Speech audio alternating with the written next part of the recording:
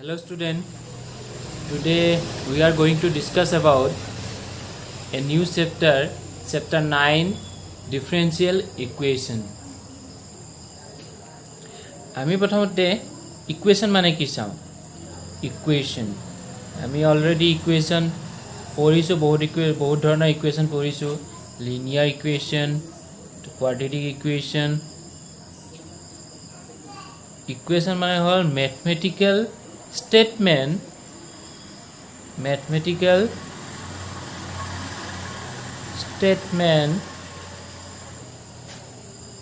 to expression equal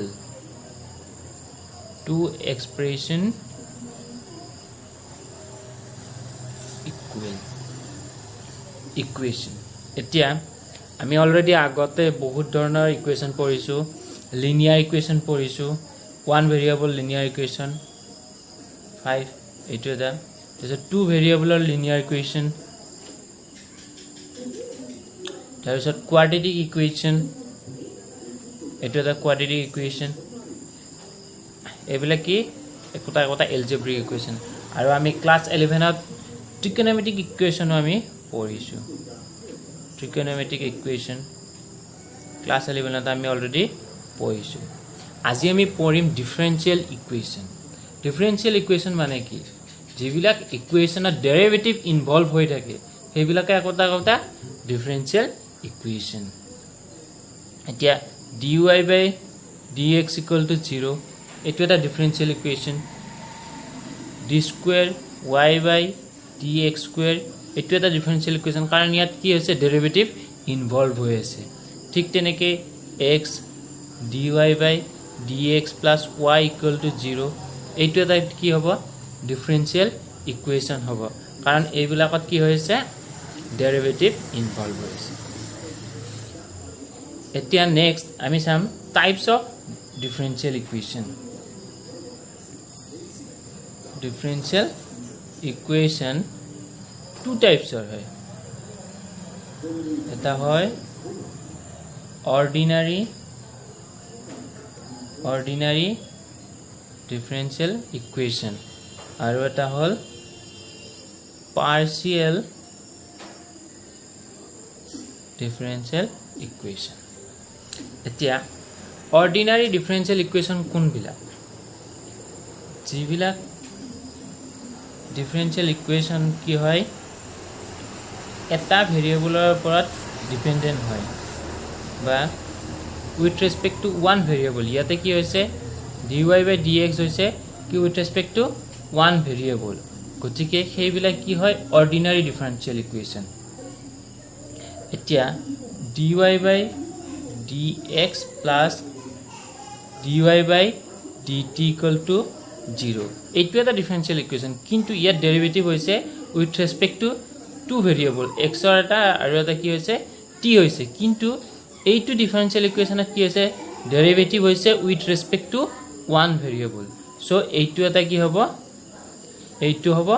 ordinary differential equation ঠিক তেনেকৈ পাৰ্শিয়েল differential ইকুৱেশ্যনৰ এটা এক্সাম্পল ইয়াতে কি হ'ব ইয়াতে এটাতকৈ বেছি ভেৰিয়েবল থাকিব জড়িত হৈ থাকিব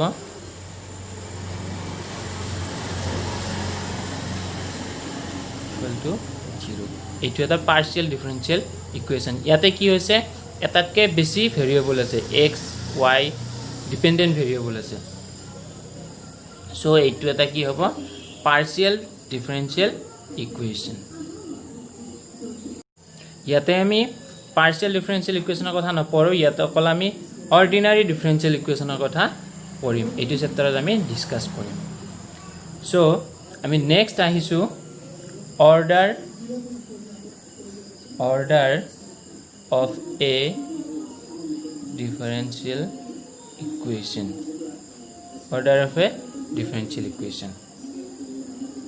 এতিয়া আমি প্ৰথমতে কেইটামান এক্সাম্পল লৈ লওঁ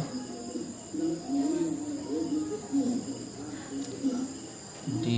dx square plus y equal to 0 x dy by dx plus sine dy by dx equal to 0 d cube y dx cube plus y dy by dx equal to 0 and আৰু এটা লৈ লওঁ d cube dx cube plus d square y by dx square whole square plus y equal to 0 আমি কেইটামান কি লৈছো differential equation লৈছো আৰু ইয়াত আমি order of a differential equation চাম প্ৰথমতে আমি জানি লওঁ what is order of a differential equation মানে হল highest order derivative differential equation to involve হৈ থকা highest order derivative এতিয়া এইটো এটা differential equation ইয়াতে highest order derivative কিমান ইয়াতে highest order derivative কি হ'ব 2 কাৰণ ইয়াত second order derivative involve হৈ আছে so ইয়াতে highest order derivative কি হ'ব 2 হ'ব so এইটো ইকুৱেশ্যনৰ অৰ্ডাৰ কি হ'ব 2 হ'ব এইটোৰ অৰ্ডাৰ 2 হ'ব ঠিক তেনেকৈ এইটো ইকুৱেশ্যনত কি হৈছে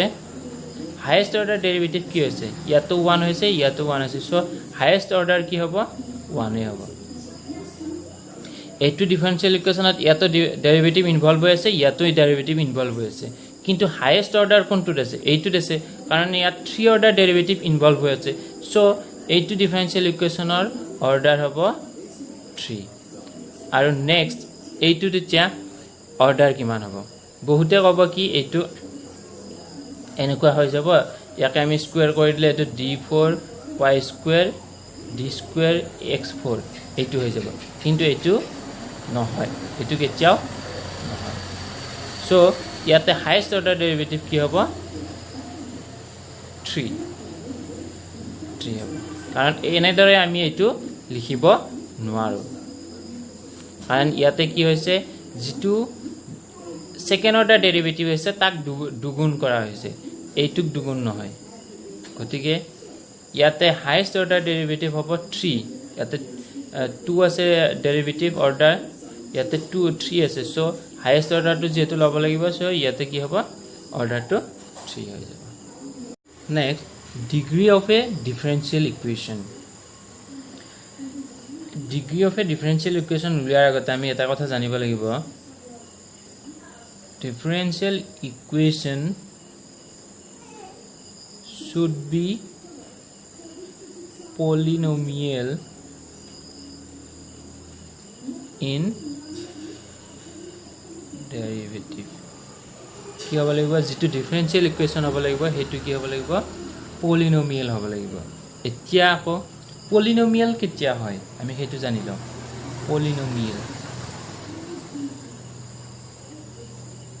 polynomial কেতিয়া কম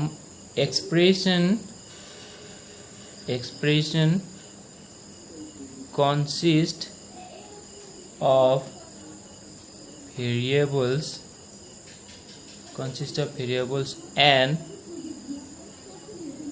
coefficient and involves only addition multiplication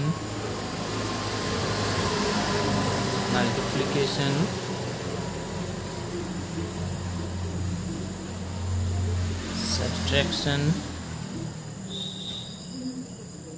and non-negative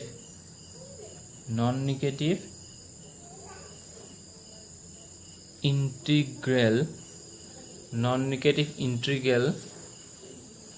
exponent এতিয়া এটা এক্সপ্ৰেছনৰ আমি কেতিয়া পলিনোমিয়েল কম যেতিয়া এক্সপ্ৰেছন কনসিষ্ট অফ ভেৰিয়েবলৰ দ্বাৰা কনসিষ্ট হ'ব এণ্ড কোএফিচিয়েন্ট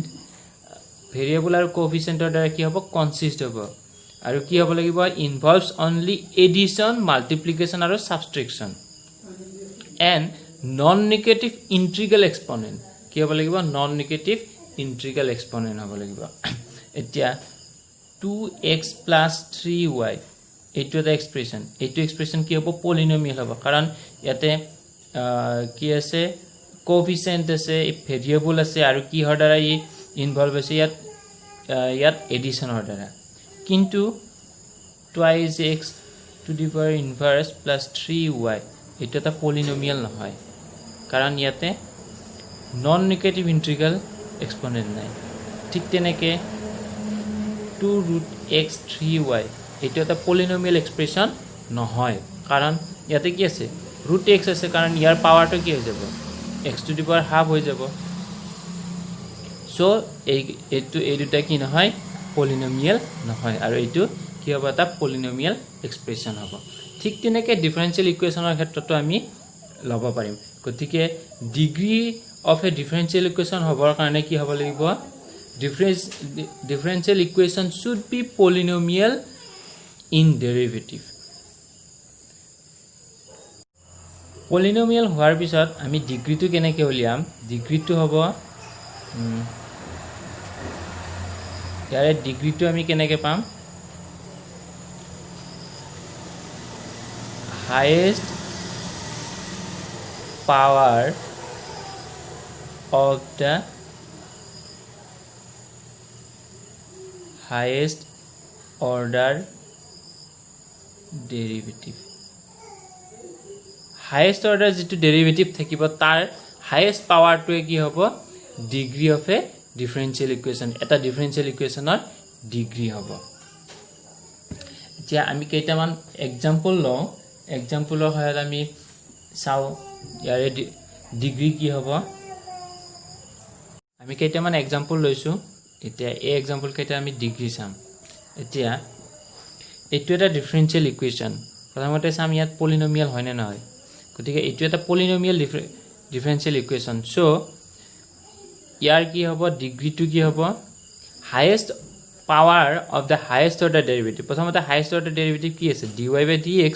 সো ইয়াৰে হাইয়েস্ট পাৱাৰ কি হ'ব 1 হ'ব সো ইয়াৰে ডিগ্ৰী হ'ব কি এইটো ডিগ্ৰী হ'ব 1 সেকেন্ডলি এতিয়া ইয়াতে তোমাৰ হাইয়েস্ট অৰ্ডাৰ ডেৰিভেটিভ কি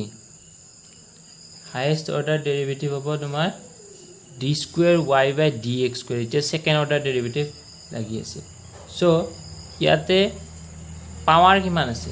পাৱাৰ 1 আছে সো ডিগ্ৰী ইয়াৰো কি হ'ব 1 হ'ব কাৰণ ইয়াতে এইটো এটা এইটো ফাৰ্স্ট ডেৰিভেটিভ এইটো সেকেন্ড অৰ্ডাৰ ডেৰিভেটিভ যেটো হাইয়েস্ট অৰ্ডাৰ ডেৰিভেটিভ কোনটো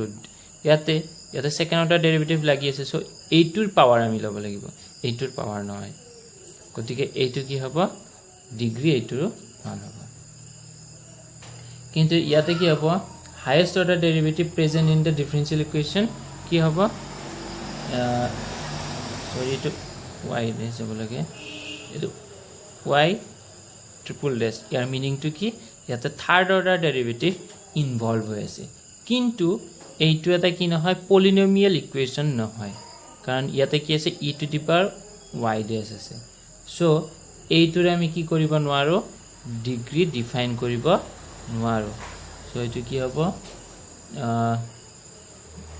ডিগ্ৰী is not defined কাৰণ আমি আগতেই পঢ়িছো কি হ'ব লাগে ডিগ্ৰী উলিয়াবৰ কাৰণে ডিফাৰেনশিয়েল ইকুৱেচনটো কি হ'ব লাগিব পলিনোমিয়াল হ'ব লাগিব সো এইটো এটা পলিনোমিয়াল ডিফাৰেনশিয়েল ইকুৱেচন নহয় so degree is not defined